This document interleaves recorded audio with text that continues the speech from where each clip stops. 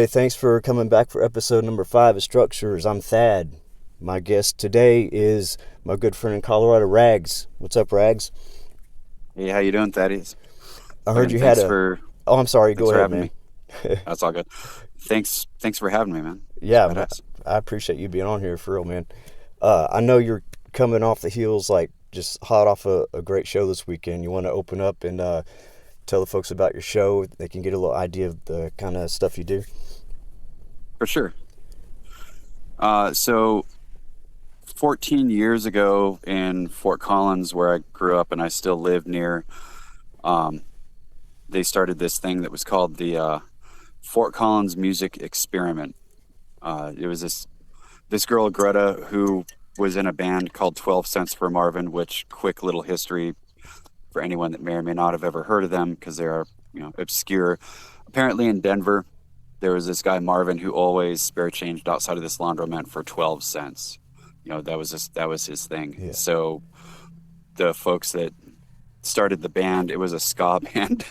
So there was probably, 47 people. Yeah. They just called it 12 cents for Marvin. And then Greta moved to Fort Collins for whatever and had the idea of it's kind of Fort Collins' answer to, or not answer, but interpretation of South by Southwest. So it's an annual thing every year. Like this year, it was something like 350 bands, 30 venues. It's bananas. And I've been fortunate enough to have played in the very small noise experimental aspects of that, maybe half or so of the 15 years it's been going. Dude, congrats. That's And awesome. yeah, it's really a blessing that they've been willing to include noise and experimental and avant-garde music almost from the start. Because a lot of festivals or music things are like, oh no, we only want the things that are going to sell wicked amount of tickets. Right. But FOCOMX really has done its best to try and put its money where its mouth is, or whatever, as far as wanting to put forward Northern Colorado musicians and not just to have it be about the money grab. I mean, they only keep 20% of ticket sales for like reinvesting in the next year. Whereas, some places I'm guessing don't. Yeah. So yeah, last night was the culmination of a pretty rad weekend and How many days we or sets did you play? uh, I only played one. Okay. Um, but you get a wristband and you get to try and run around and see all your pals and friends. So Oh, yeah. I've been down there since like 6 o'clock Friday, pretty much left work, drove into town, and then ran around. And ironically, I didn't really see many bands. Most of the people I wanted to see were buddies that were DJing. Yeah. I don't know kind of how that changed, but probably just not being as dialed into the music scene as I used to be when I was in town and worked at a venue that was open. So that makes it easy to know what bands are around. But yeah, the Well, oh, go ahead.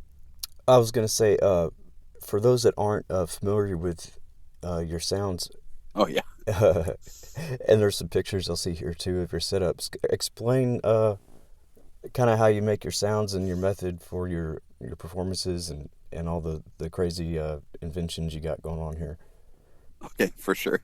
I love this So stuff too. You know that it's right up my alley. awesome. Yeah, yeah. I tried to include. When I sent you photos for and videos for posting some of my setup because it's always changing, it's always evolving. It's very rooted in traditional industrial for any of your listeners that are Neubauten fans. That's why there's a garage door spring prevalently. I mean, it's like the focus of my sound. It's the foundation. I've actually got like 6 or 7 of them in my garage that Wow. at one day I'm probably going to build just a disgusting spring rig. I've had a different spring rig before, but yeah. And so I somebody asked me this over the weekend and I kind of came up with imagine meditating in a rail yard with busy traffic nearby. That's kind of the sound I'm going for. Something very deep, very meditative. You know, you look up and 20 minutes have gone by, kind of feeling, and just kind of letting the sound of whatever go by. Been getting into Alan Watts a lot lately. He was a Brit who really did a good job of understanding and distilling Eastern philosophy and explaining it for Western minds. Yeah. And so I actually opened my set last night with some excerpts from a talk he did, you know, I don't know, late 60s, early 70s, that was just kind of talking about sound and meditation, and the fact that you proverbial, like you, who is the meditator, who is the watcher, you know, Right. why is it that we can observe ourselves thinking, Right. like, Right. you know, like what the fuck is that Right. about? Who's watching my brain? It's me. Hmm. It's like Yeah. removed. Yeah.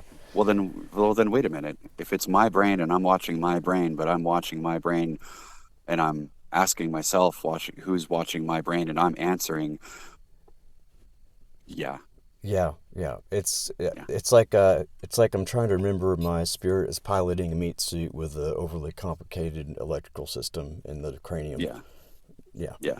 And And the reason I can't understand it is because if I could understand it, I would no longer be in the meat suit, because I would be connected with the universal. And now that my mind is exploded, I'm gonna backtrack and understand that I don't understand. And yeah, yeah. And at some point come back to just enjoying life like a child. if you're lucky, yeah, if you If can work through enough of your traumas, Yeah, that's the goal. I like absolutely, yeah. I like your description of your sound too, because like the rail yard and the traffic, it's Yeah, there. does that seem to track from what you've heard here and there? Yes, absolutely, and I love it because we all do it in our own ways, but I love Hmm. the noisy stuff too. I like finding the trance or the melody hiding in all the noises. When you zone out to it. Absolutely. Yeah, I was just doing that last night on the synth, some noisy synth. I loved it. Nice. Well, Just kind of getting lost in it. yeah, that's when it's the best, man. Like you said, it's meditation. Exactly. Absolutely. Well, how long have you been experimenting with all your rigs, your do-it-yourself noise setups?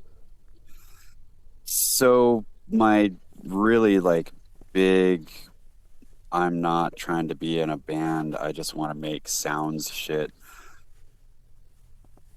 really officially started, I guess, in 2009, 2010.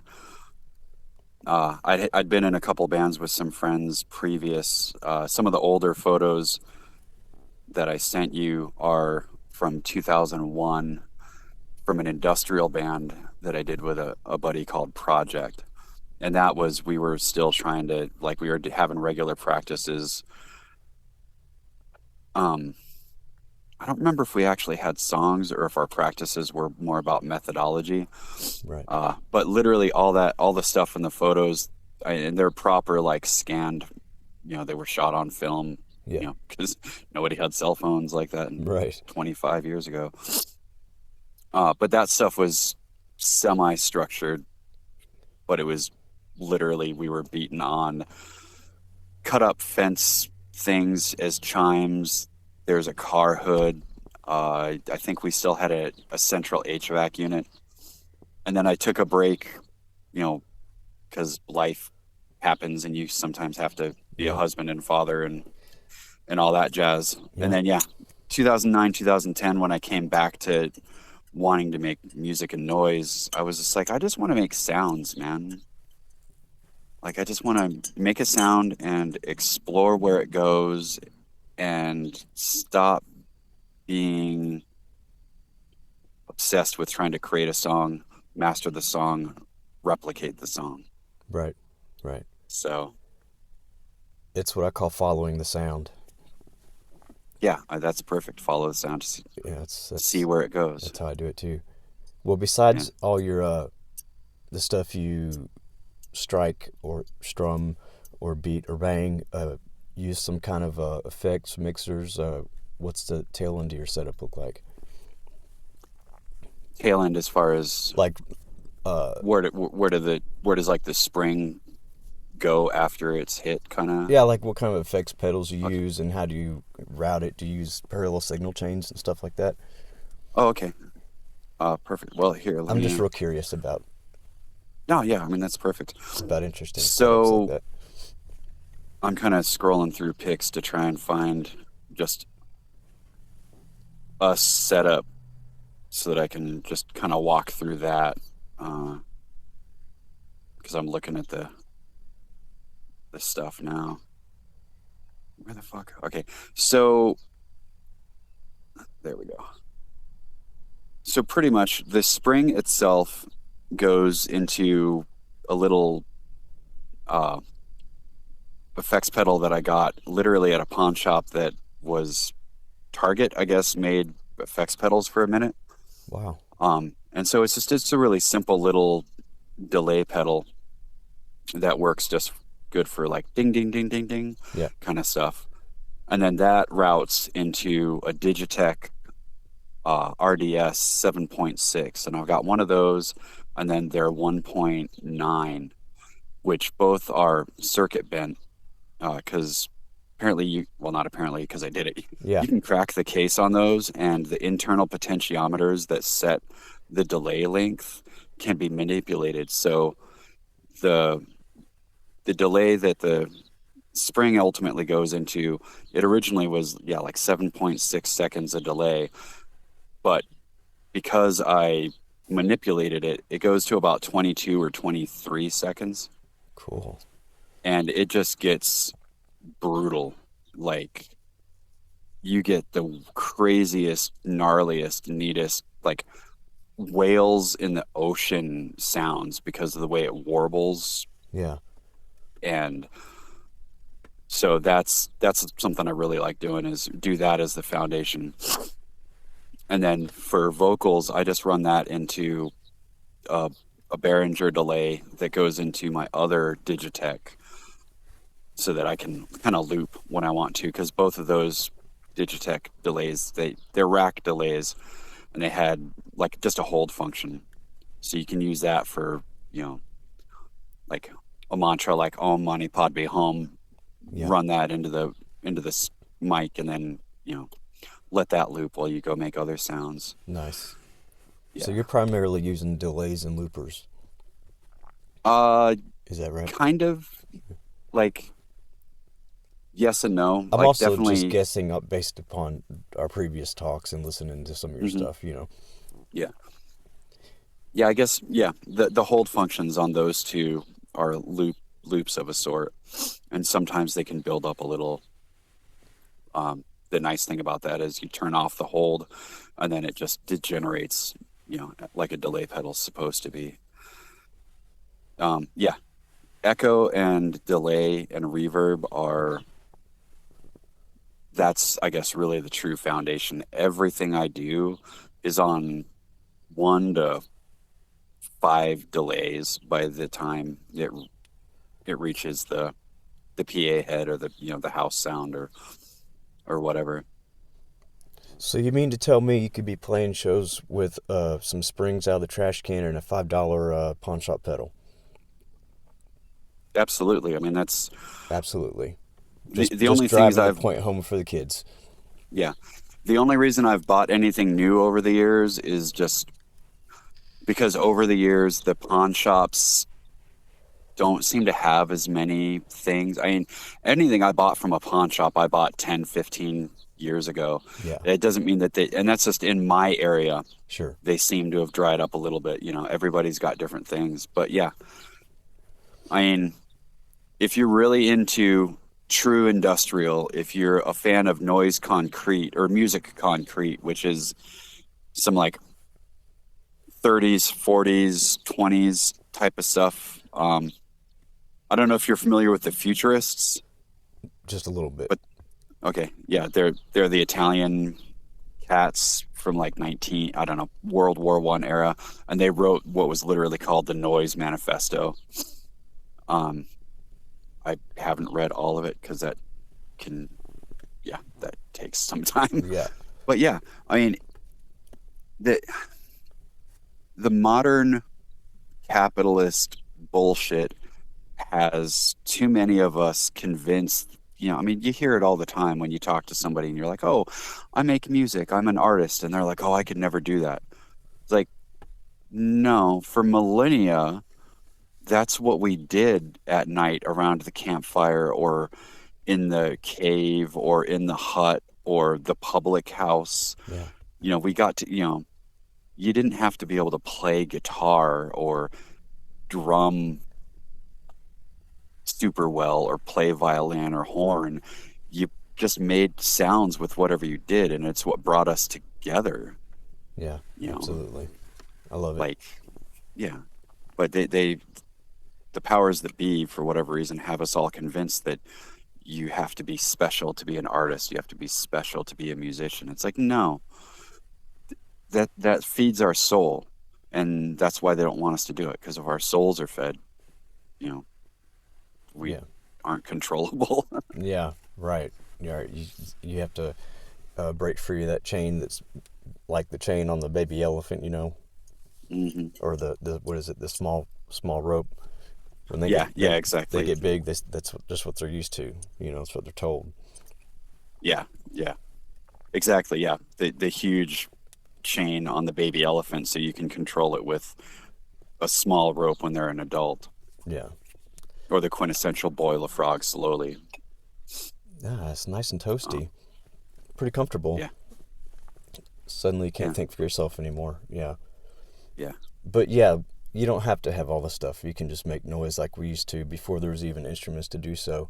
You can clap your hands, slap your chest. I mean, there, exactly. I yeah, mean, our default with static time is to do just that. You yeah, know, make beats on a table or tap your foot, or like it's literally intrinsic. Now, bells and whistles, and all the accoutrements are fun, but yeah, I mean, I've lost just as much time with a spring and a single delay pedal as a huge complicated rig because, or just like trying to tap out a beat or, you know, yeah, yeah. For me, it's sometimes I get, what's this table sound like? yeah, Yeah.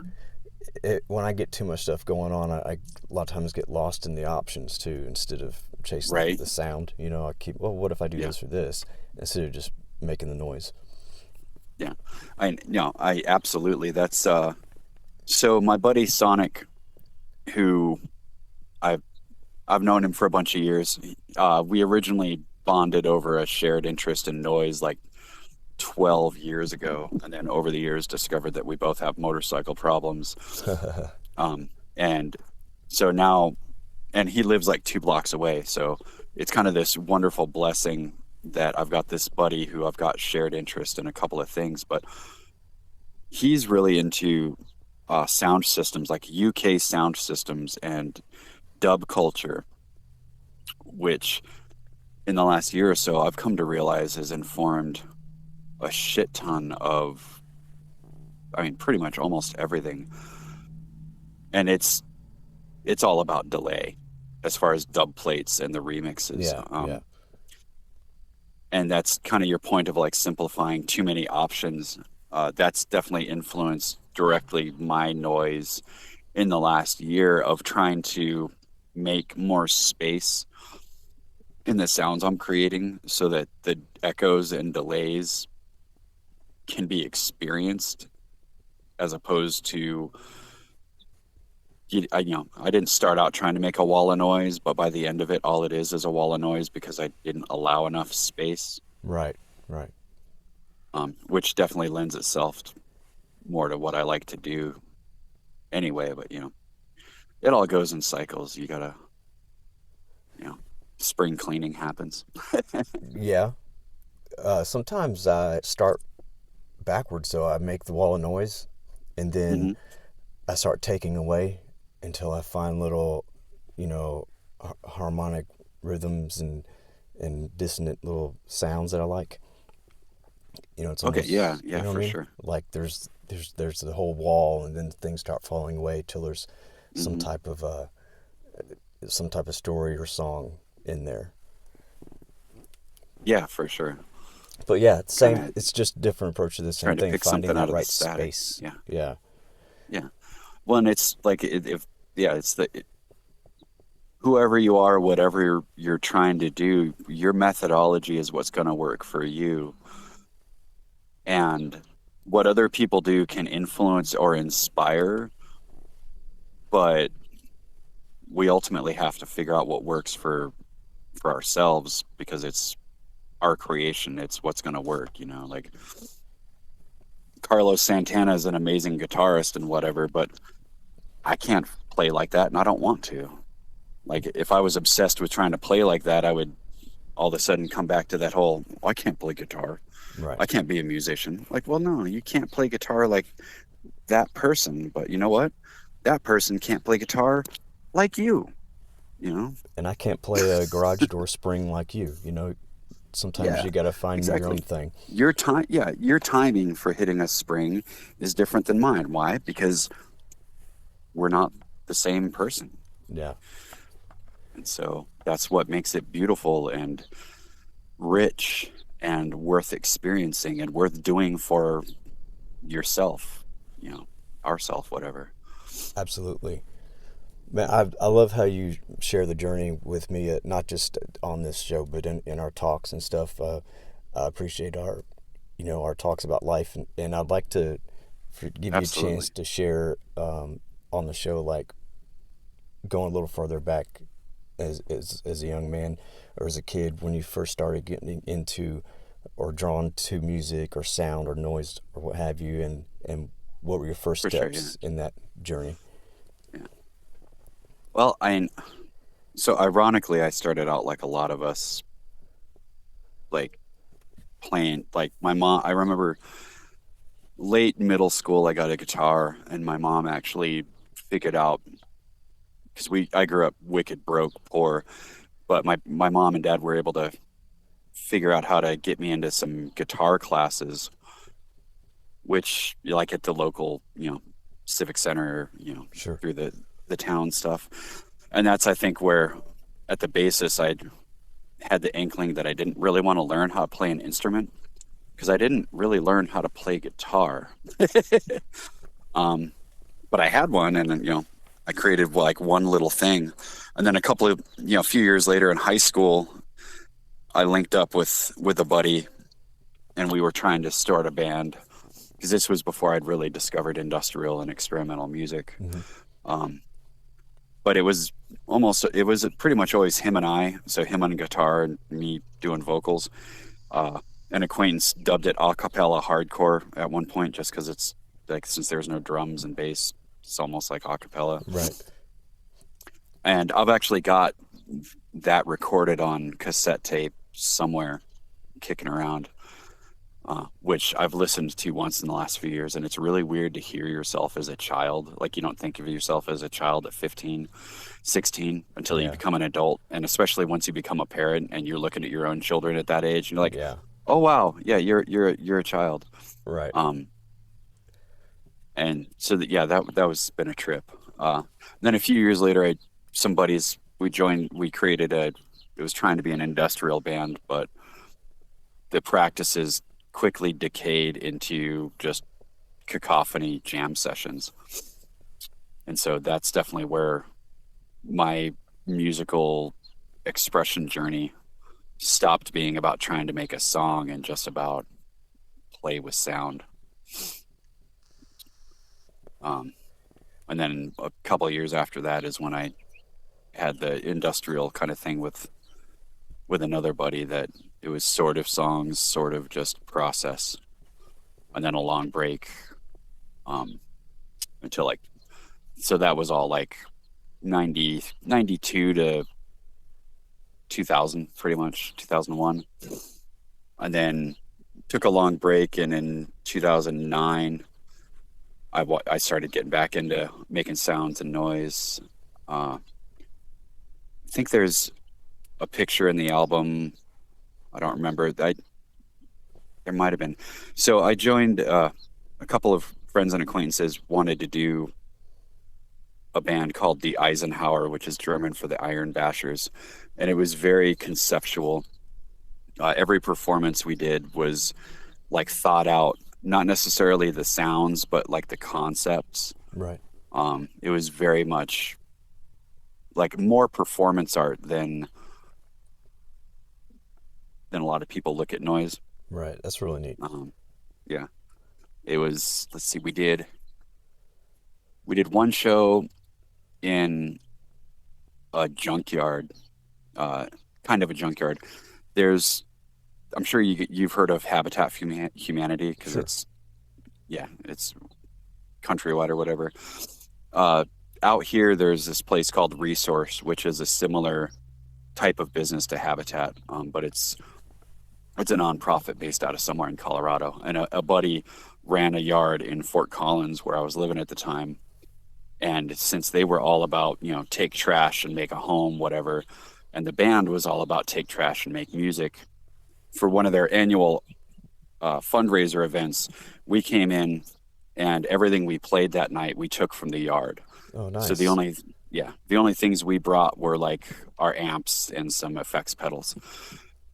So we were, beating on the 55-gallon drum that had been donated the year, the week before or whatever, and grinding on random pieces of metal. And it was supposed to be filmed.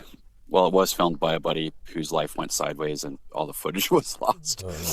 Oh, But that was the first show for D. Eisenhower. And then we did another one that was, I don't remember the concept, but it was in the middle of winter and we had unloaded shotguns. Like we were cycling through with empty shells as part of the sound. The final performance for that band was all about corporate America. So each of us had a role. Like one of us was the HR manager who kind of did fuck all yeah. for the set. Another was the worker, like that's what we called him. And we clad him in metal panels, like almost like a suit of armor, but it was, junk from everybody's garages. Right. And the crowd, like halfway through the performance, he got off the stage and went into the crowd and handed drumsticks and sticks and random things to the crowd. So the crowd became part of the performance because they were beating on him, creating whatever rhythms. Oh, how cool is that? Yeah. And so, that was a crazy group because it was so conceptual and really, I think that really informed my personal journey through Rejected Causes as the performance art aspect. Yeah. I don't know how many noise shows you may have been to. Have you had a chance to see many? Probably a goose egg. Okay, I don't know how much a goose egg is, but that's 0. It's a 0. Oh shit. Okay, fair enough. No, I actually haven't seen a lot of live music where I'm at, and I've never seen a noise show. I mean, I've done myself plenty, but never had the pleasure of seeing others live. Fuck, man, that's a bummer. Yeah, well, I've only been getting that's- into this stuff the past few years too. Yeah, well, noise more definitely experimental comes stuff. in waves. Yeah. Well, shit. Well, I hope that changes for you because it should. Yeah, it should. Yeah, I'm but- interested in a local thing, but I just don't have the time to get one Right. going right now. Yeah. In Is there a spot where you'd be able to do something like that once time and life opens up? During nicer months, there's public places you can meet. Yeah, outdoor spaces, parks and whatnot. Oh, sweet. Yeah. Okay. Yeah. But I just haven't gone Yeah, into the 'cause- trouble of networking. I've just moved back to this area a few years ago, or less than 2 years ago, and don't really know anybody around here anymore. So, Gotcha. Yeah. Well, and you spent like the first year almost building your house, so yeah, exactly. Been busy. yeah, it makes sense. And Yeah. really, um, I mean, since we're talking about it, I didn't even get into um, playing music again since a teenager until a couple decades later during the pandemic. Hmm. Okay. And Yeah. Yeah. and I started playing around with guitar a little bit, and pretty soon found like ambient and noise stuff, and I was like, okay, Hmm. this is where I'm at right here. So, you know, it's only been a few years now. Right. Okay. Yeah. So probably that first post that I saw of yours with the motorcycle and the noise in the background, that was pretty early in your journey. Oh yeah, I'm sure. Okay. Yeah. Because I mean, that was like, I guess only 2, 3 years ago. I don't remember. I just remember scrolling through Instagram and it's like motorcycle noise. I need to fucking know who this guy is. Like Yeah, what are he the has the same odds? problems I do. I don't know if there's anyone else listening that fits that category, but if you're like Rags and I and you're into Yeah. noise and sound journeys and personal growth and motorcycles and tattoos, what else? There's at least two of us out there. Yeah, hit us up. DIY tinkering, yeah. Yeah, yeah. It's just it's being a I was amazed at it. Go ahead. yeah, I was just it's just being a renaissance man. Like I'm definitely large proportion of my friends and acquaintances fall into that. Like I can't have just one hobby. I appreciate the people that are all about woodworking or I mean even I hate sports, but even if it's, football, like having just one hobby allows you to have a wicked amount of focus.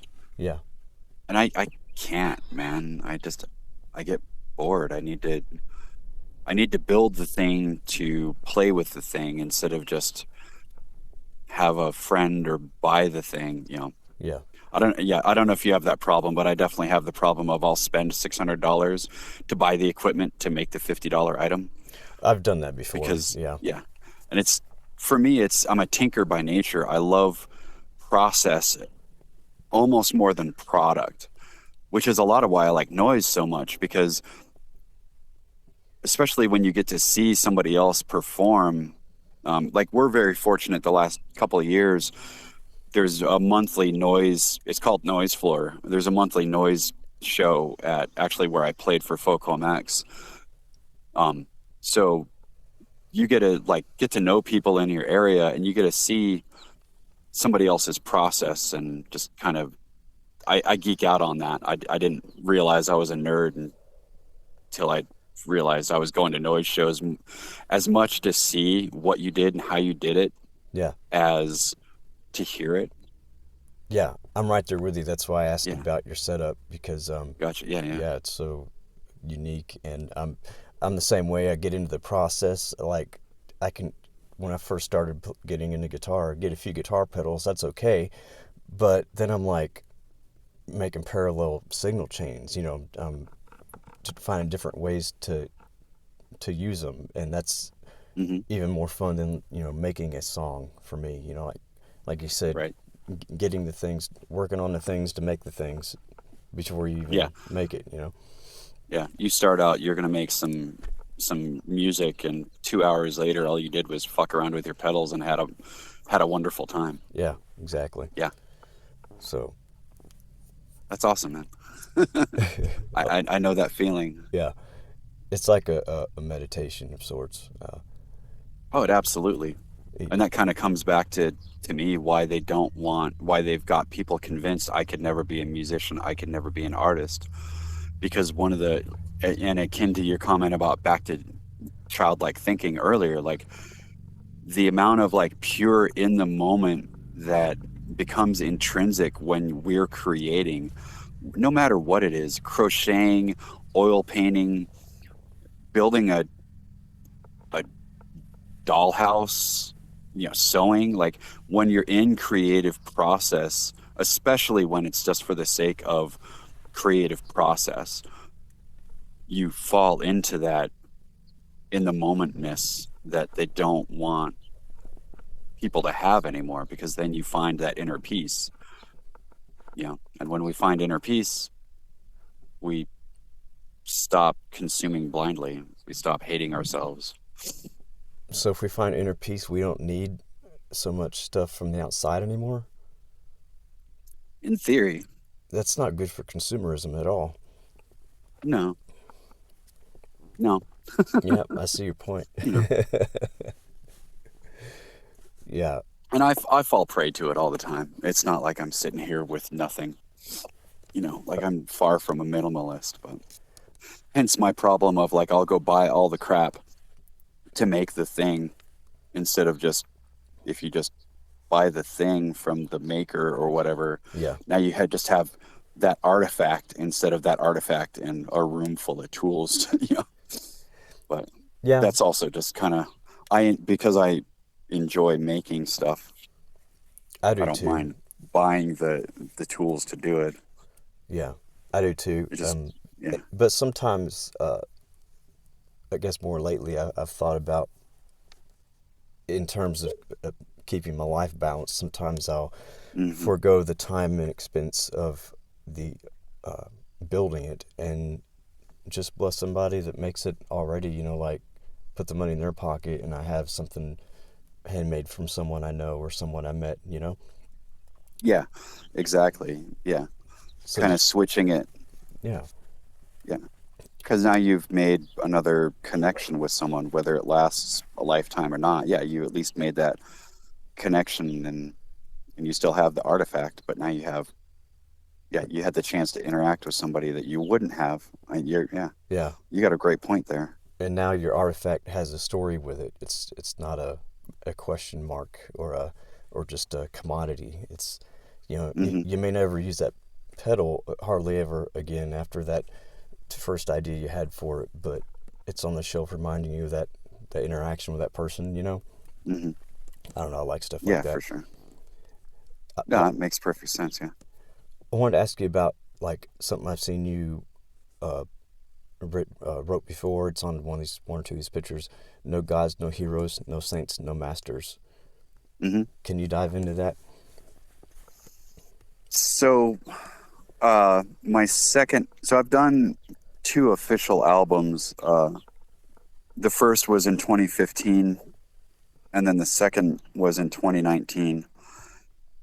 And like when you're looking through the photos, there's a bunch of paintings that's connected to that second album, and that's from one of the tracks. Iconoclast was what I called it, and I don't know if you've ever seen the old Amoebics image of no gods, no masters. Um, I don't think so. okay, no worries.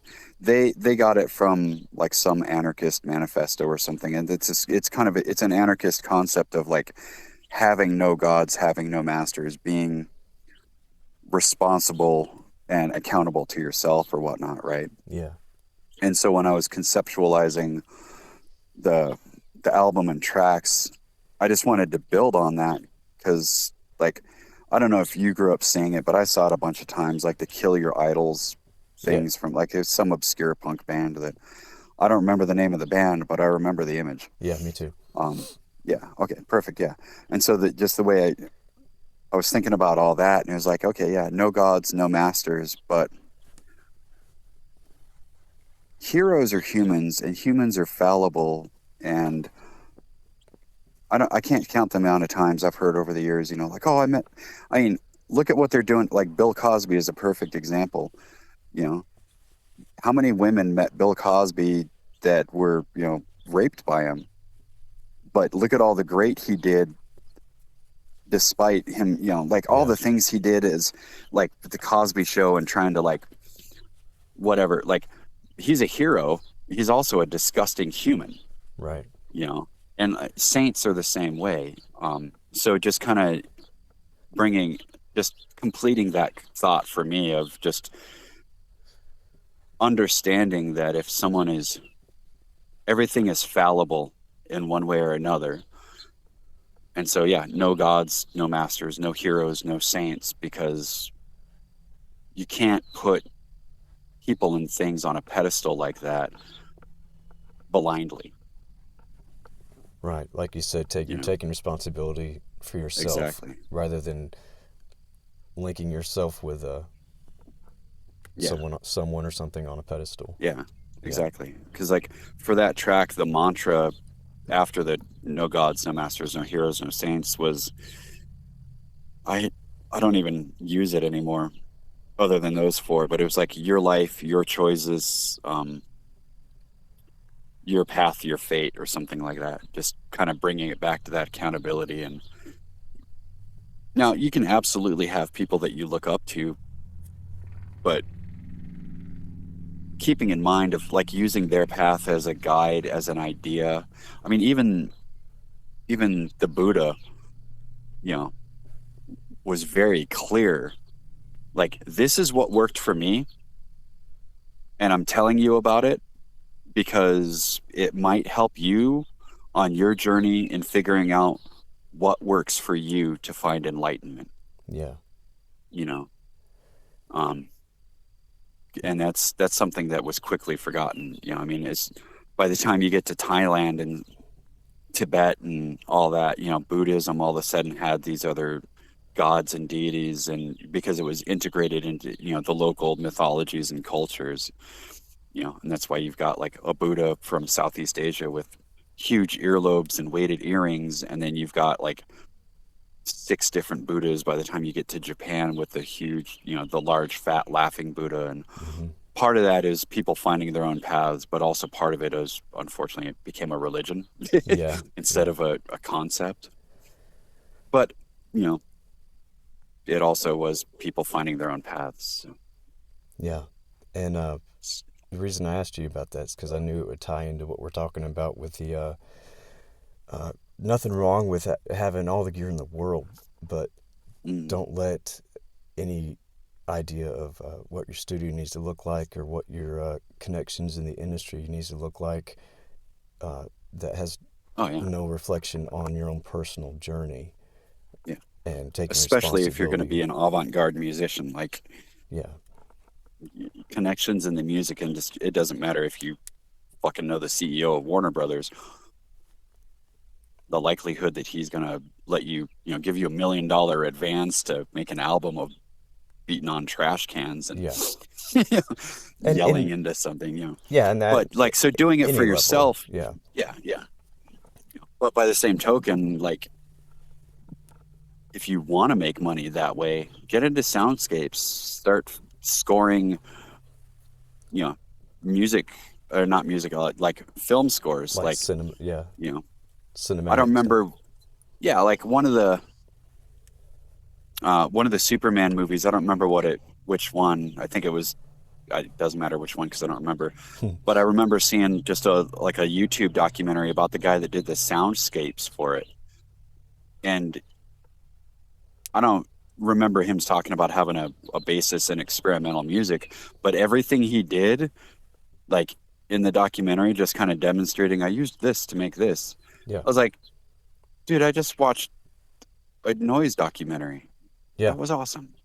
Yeah, it's cool. You know, you know, got I, sidetracked, I think, a little bit, but it's all good, that's all right.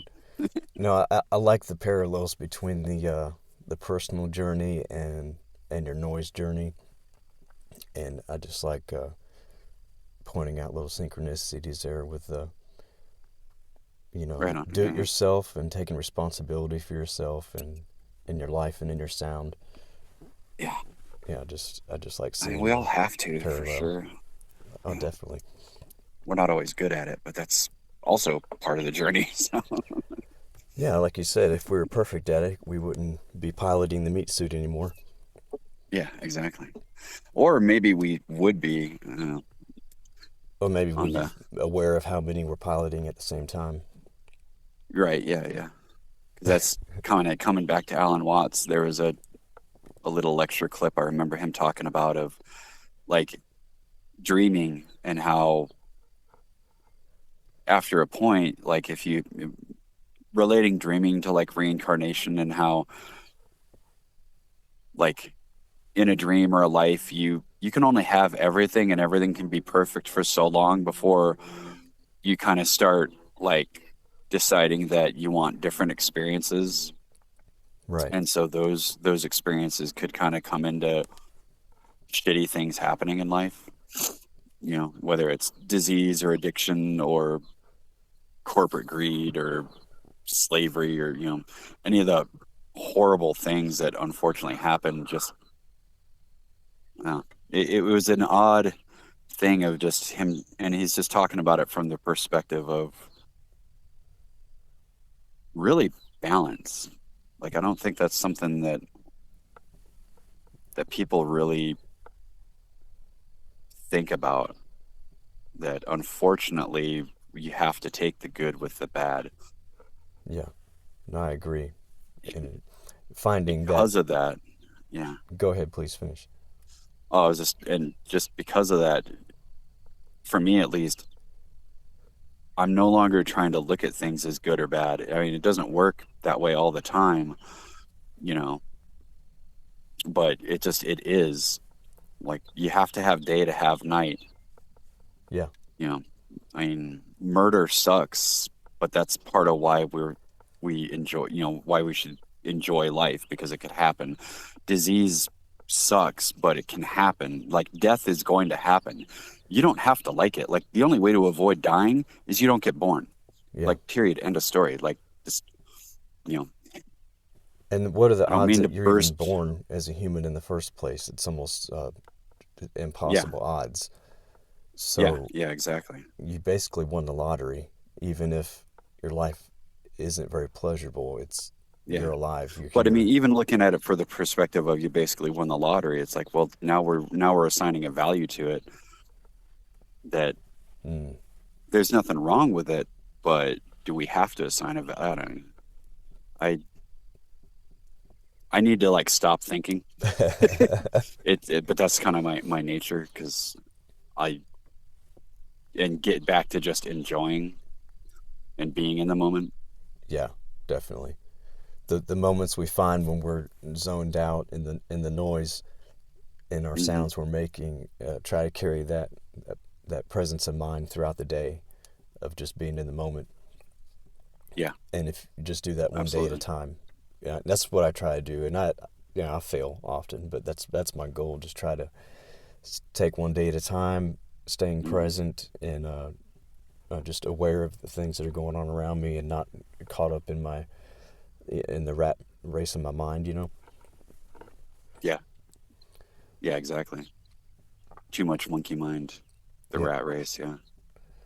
I like that you were using Alan Watts in your set. Did you also play around with the certain frequencies?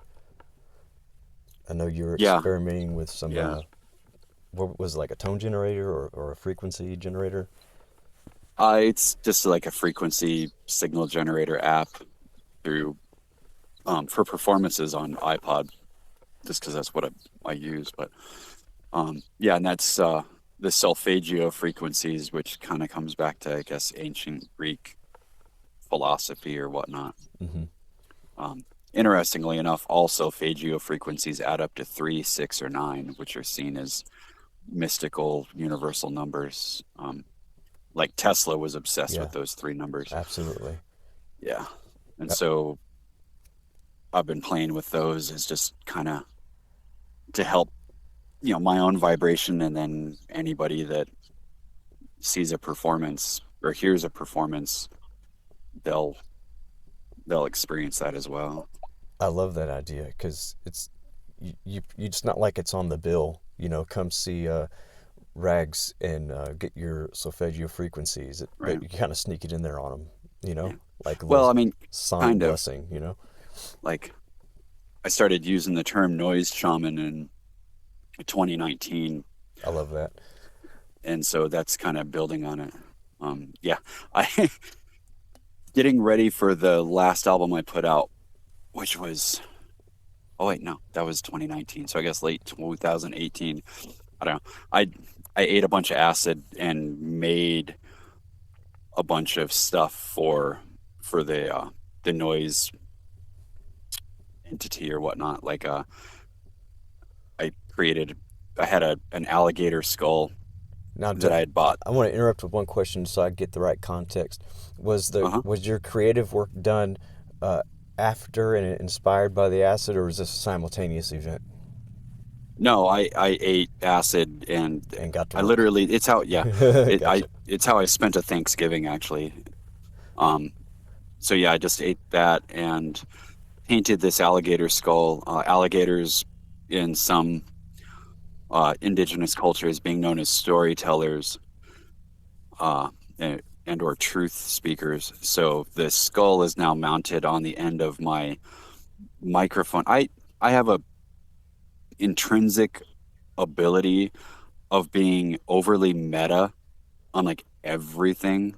Like I don't mean to be so high-minded. I go off and I think I just like meaning and everything. So that's where the alligator skull on the microphone, the end of the microphone stand, so that when you're speaking into the microphone, symbolically you're also like using the, the energy of the alligator, like the true speaking and storytelling. Um, and then the hat that I wear for performances has a bobcat skull on it because, cats are inherently watchers, Hmm. observing. Um, and so, yeah, just all this stuff. I just had a blast playing with paint and assembling stuff, and really kind of created the concept of like, if I'm going to keep doing noise and performing, I want it to mean something. Yeah. Uh, and my personal journey being about trying to raise vibration and heal childhood traumas, why not help raise other people's vibrations? So that's been the very big focus conceptually and sonically. I appreciate that. Appreciate you doing that, and that's Well, thank you. yeah, I really vibe with that too. Part of it is part of making the sound is out of curiosity and exploring. Part of it's therapy, but there is Mhm. another later that I share with you where I hope to make sounds that would be a benefit to people as well. You know, I so mean, honestly, just that being part of your intent, they absolutely will. You know what I mean? yeah, Like I believe you're that. already Yeah, putting that energy in there because you're already thinking about it. yeah, What's absolutely. up, friend? I don't need a spider web on there right now, buddy. And I don't Go over think you're here. overly meta in explaining all this stuff about it either, because it just is Well, when you can showing. explain it on Yeah, the surface, though, like my old tattoo shop was originally named Catalyst Concepts, right? Because what does a tattoo artist do? A tattoo artist acts as a catalyst to take your idea out of your mind and put it in your skin. But you try telling that to somebody at the coffee shop or the bar or the restaurant or out in public when they're asking about tattoos, and it goes over their fucking head. They're just, I just wanted a tattoo, man. Like, what's all this catalyst concept? yeah. So Well, that, maybe most and people. I think if you hit me with it though, we would uh, finish talking about the tattoo and maybe land on the alien moon base or something. I don't know.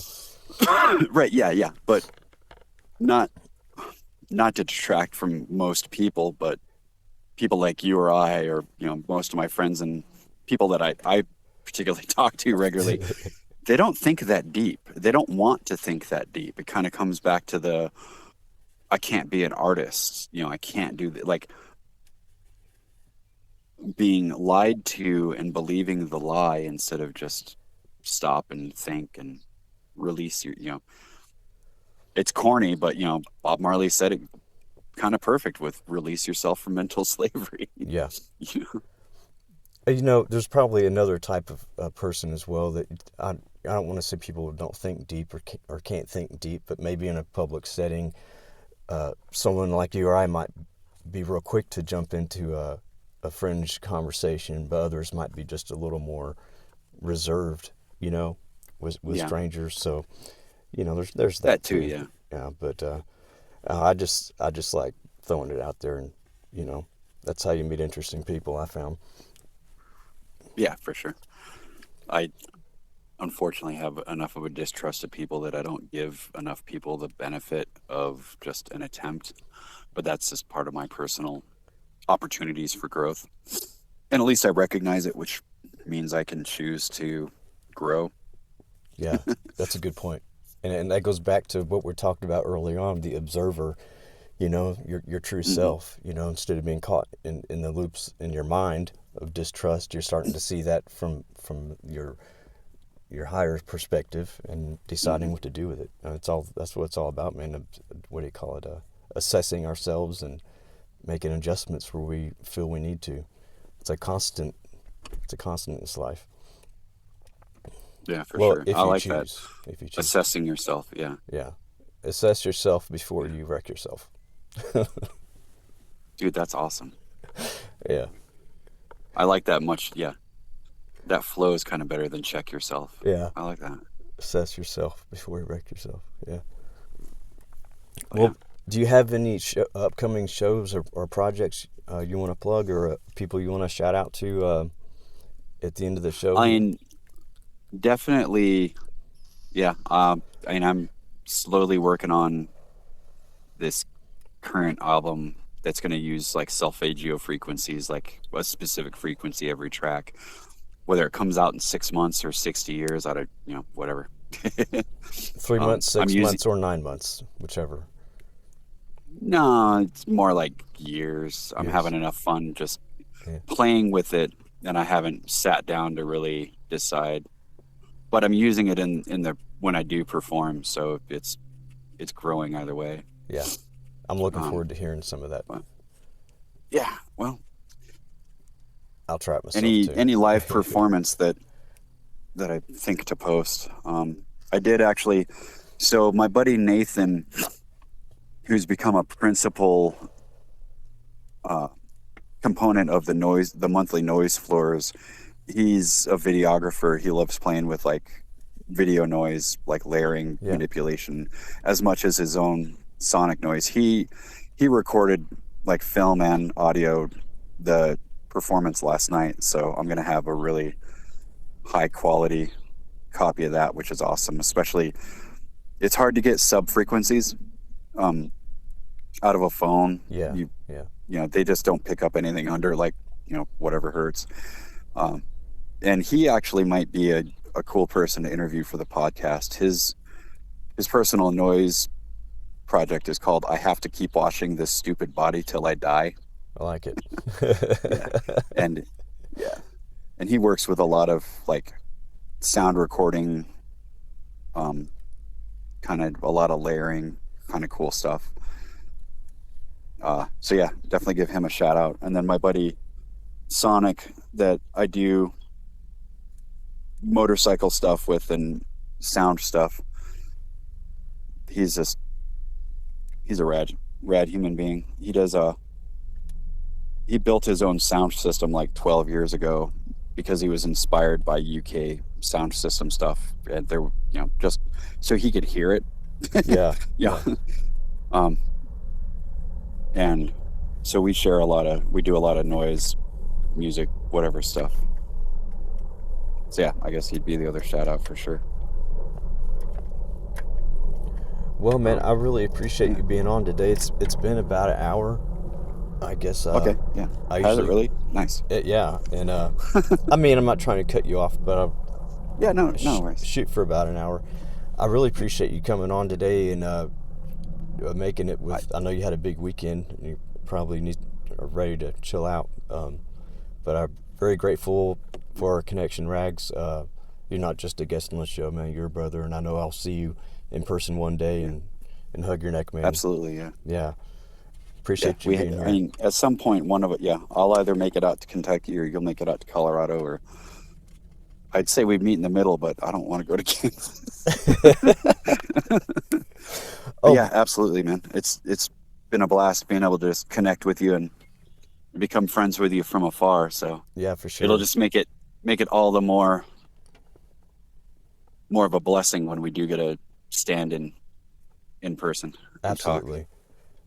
And I didn't give you a chance to do this. If people want to catch you online and check you out, where can they find you at?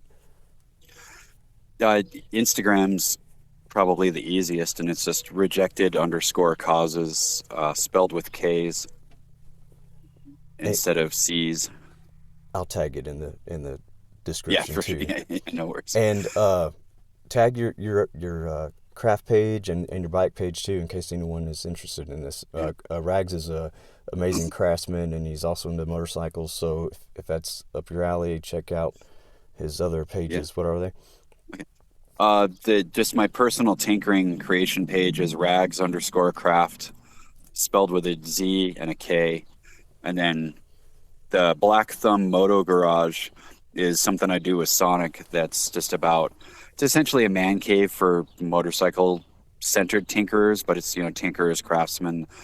We do monthly hangout nights, and it's just my garage at home, just trying to build community and find other like-minded people that want to build bikes or cars or go play in adventures, build bridges, you know what I mean? Right on. For sure. All Well, right, thanks. and yeah, Thanks, man. Yeah, I really appreciate the invite to talk noise, this is the longest conversation we've gotten to have, yeah, interestingly enough. So yeah, that's even cooler. yeah. Hopefully, just the first of many. Yeah, but most definitely. We'll talk. We'll talk again, and I'll have you back on the show again in the future too, man. Catch up with you. Right on. Yeah, All right, man. I for love sure. you. I'll talk to you later.